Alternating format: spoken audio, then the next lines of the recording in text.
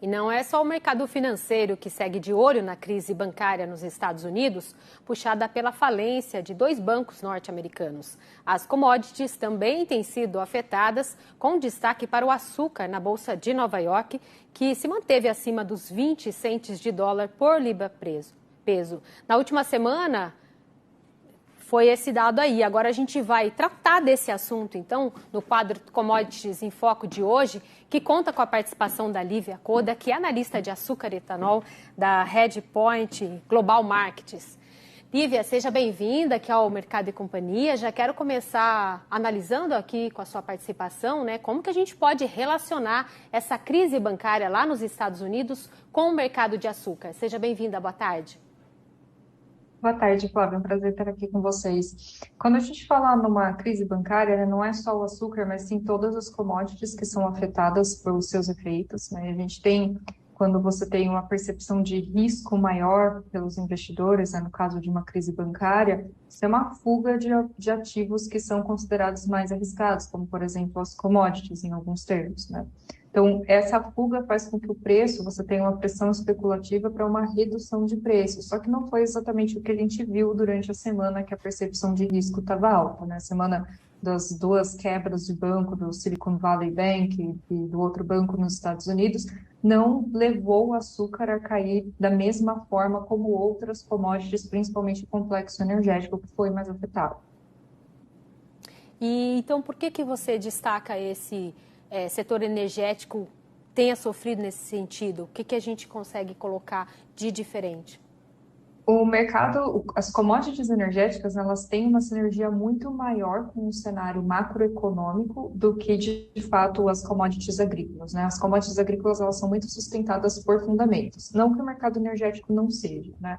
Mas no cenário atual, em que o mercado já estava muito precificado em termos de fundamentos do cenário das commodities, né, do complexo energético, o macro se tornou o fator fundamental que estava levando a volatilidade nesse curto prazo do setor energético. Então, a gente viu, de fato, que a percepção de risco levou a um comportamento de venda, né, especulativa e, de fato, uma queda mais efetiva, maior, né, maior do que nas outras commodities. Lívia, agora analisando a questão de preços, né, já mais a curto prazo, como é que devem se comportar os preços do açúcar? O preço do açúcar, ele parece estar preso num range aí entre 20 cents e 22 cents por libra peso, né? A gente acredita que isso, esse suporte, e o açúcar, ele consegue ficar nesse volume por causa de uma deterioração na produção do hemisfério norte, né? A gente tem Índia, Tailândia, Europa com perspectivas menores, então esse aperto físico de curto prazo tem dado a sustentação para o açúcar conseguir ficar nesse range de 20 e 22 cents. E a gente acredita que, né, no curto prazo, essa pauta ela se sustente. Lógico que com a entrada do Brasil agora a gente pode ter alguma correção, mas isso já está precificado. O fato do Brasil estar entrando com uma safra maior, uma safra de recuperação esse ano, também já está precificado. Agora, Lívia, para a gente encerrar em relação aqui à safra brasileira, quais são as perspectivas? São positivas ou não? Né? O que o mercado está enxergando aí para essa nova safra, que inclusive começa agora em abril?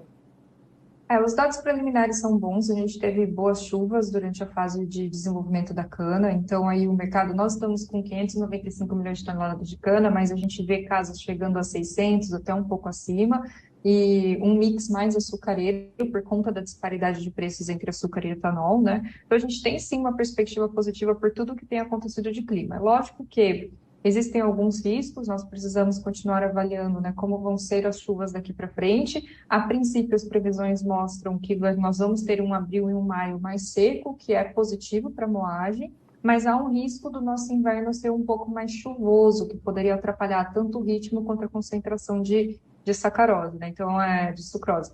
Então, assim, o que pode acontecer é que a gente tenha uma dificuldade por conta do clima. Esse é o maior risco, mas até o momento tudo tem sido positivo e tem levado a gente a ser otimistas.